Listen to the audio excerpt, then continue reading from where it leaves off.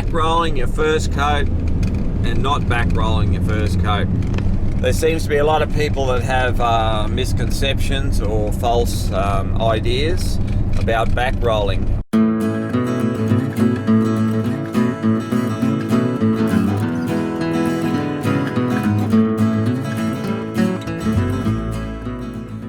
On brand new plasterboard or gyprock, whatever you want to call it. So that's brand new, never been painted. Do you backroll it for your first coat, or can you just spray it for your first coat and then backroll it for your second coat, and that's fine? You can do either way, but it's not real fair to the owners of the house if you don't backroll the first coat. The reason why you would only backroll the second coat is because you're bloody lazy, and you know, to backroll the second coat allows you to be able to touch up, so that's good.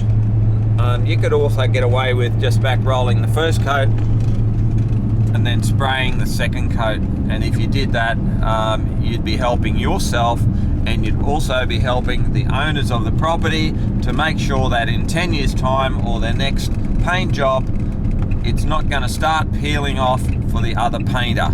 And that's the main reason to backroll that first coat, is to mix all those fibres in. You also help yourself if you backroll the first coat, because that means then you don't have to sand those ceilings. If you just spray your first coat, you'll end up with a furry ceilings. Whereas if you backroll them, you won't have furry ceilings, you won't have to sand them. You spray them, you sand them.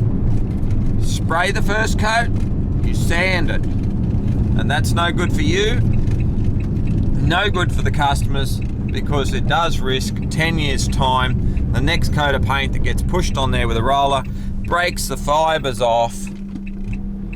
Now you could maybe, if you were going to spray your first coat, you could water it down maybe 20% and let it soak into those fibres a bit, but that's it.